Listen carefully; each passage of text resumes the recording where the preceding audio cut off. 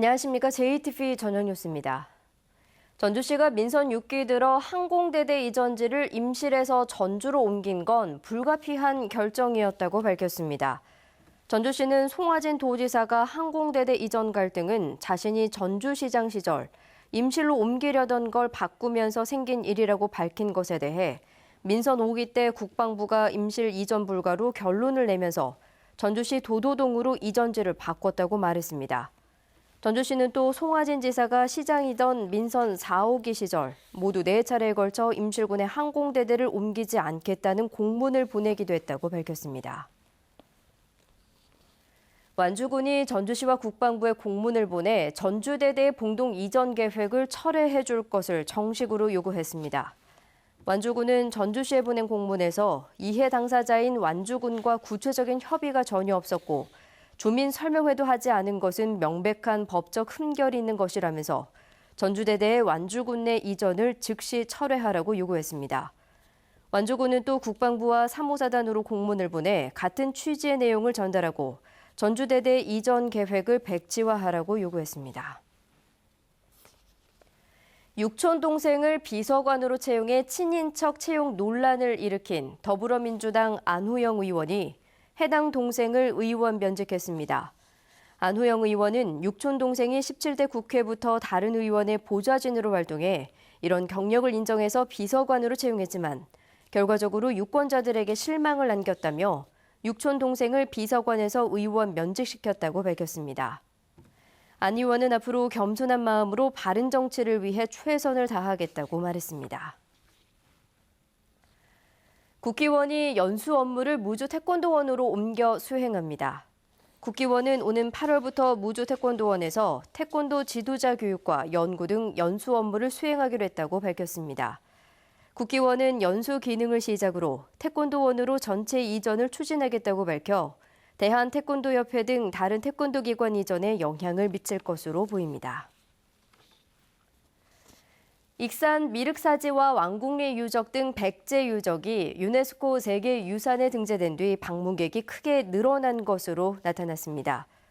100제 유적이 세계유산으로 등재된 지난해 7월부터 이달까지 1년 동안 익산 미륵사지와 왕궁리 유적을 방문한 관람객은 모두 42만 2천여 명으로 등재 이전 1년 동안 방문한 33만 6천 명에 비해 25.7% 늘었습니다.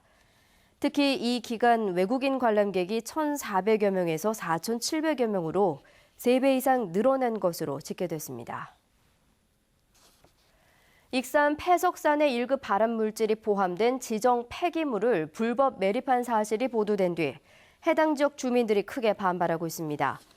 익산시 낭산면 주민들은 오늘 익산시청에서 기자회견을 갖고 지정 폐기물 불법 매립으로 주변 토양과 지하수가 오염됐을 가능성이 크다며 폐기물을 즉시 걷어내고 환경 오염 실태를 조사할 것을 요구했습니다. 또 폐석산 복구업체와 관리감독 책임이 있는 익산시 관계자에 대한 처벌을 촉구했습니다. 조선시대 전주에서 목판으로 찍어낸 책인 완판본 서적을 전통 한지로 복제하는 사업이 추진됩니다. 전주시는 주자서조료와 동의보감 등 완판본 서적 70여 권을 전통 한지에 그대로 본떠 만드는 복본화 사업을 추진한다고 밝혔습니다. 전주시는 그동안 조선왕조실록을 전통 한지에 복본화했습니다. 새만금을 찾는 관광객을 위해 생태 탐방로가 조성됩니다. 새만금 개발청은 군산시와 김제시, 부안군과 함께 올해 14억 원을 들여 새만금의 생태 탐방로를 조성하기로 했습니다. 생태 탐방로가 조성되는 지역은 새만금 기네스 기념비가 있는 군산시 내초동과 새만금 방조제 상설 공연장 주변, 그리고 새만금 홍보관에서 부안 마실길 구간 등 3곳입니다. 영국의 유럽 연합 탈퇴, 즉 브렉시트에 대비하기 위한 기업 현장 조사가 실시됩니다. 전라북도와 전주세관, 무역협회 등 18개 기관으로 구성된 수출지원협의회는 다음 주부터 영국으로 수출하는 30여 개 기업을 차례로 방문해 브렉시트로 인한 애로사항을 점검하고 지원 방안을 논의하기로 했습니다. 수출지원협의회는 영국 수출액이 도내 전체 수출액의 1% 미만에 불과해 영향이 크지 않을 것으로 보고 있지만 유럽연합의 경기 침체에 대비해 수출 기업들의 상황을 면밀하게 살펴보기로 했습니다. 도내 교사들의 자율성이 다른 시도에 비해 높은 것으로 나타났습니다. 사단법인 좋은교사운동이 전국 17개 시도의 교사 2,100명을 대상으로 설문조사를 실시한 결과 전북은 94%가 관료주의적 문화가 매우 달라졌거나 개선됐다고 응답했습니다. 이는 전국 평균인 68%에 비해 25%포인트 이상 높은 것으로 2년 연속 1위로 조사됐습니다. 군산과 중국 스다우를 오가는 한중 카페리의 운항 횟수를 늘리는 방안이 추진됩니다. 전라북도는 군산 스다우 노선의 카페리가 취항한 뒤 2009년 20피트 컨테이너로 15,000개였던 물동량이 지난해 3만 개로 2배나 늘어 현재 일주일에 3차례인 운항 횟수를 6차례로 늘리는 방안을 추진하고 있다고 밝혔습니다.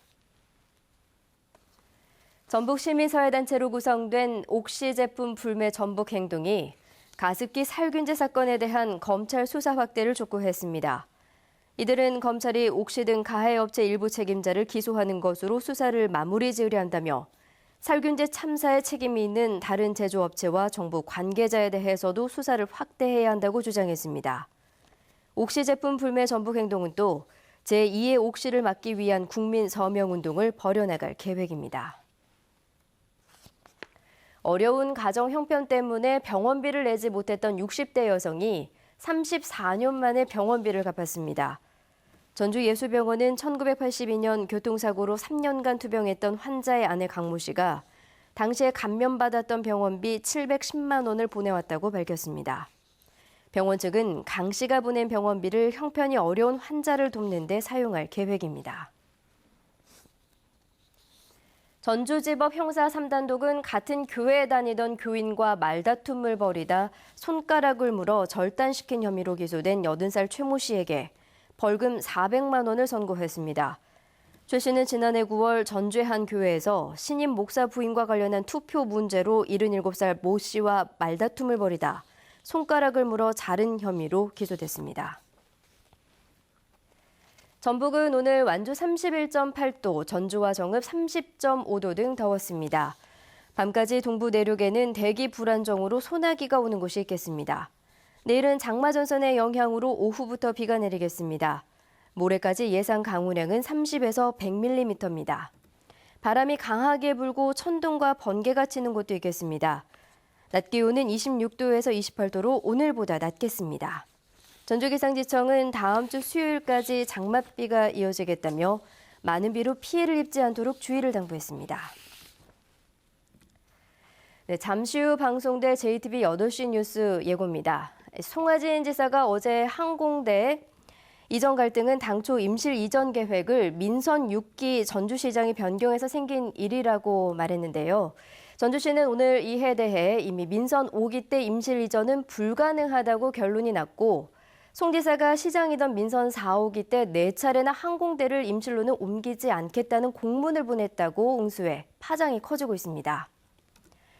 전라북도와 전주시는 불편한 관계에는 비단 민선 6기뿐만 아니라 그동안 10년 넘게 계속되고 있다는데 문제 심각성이 있습니다.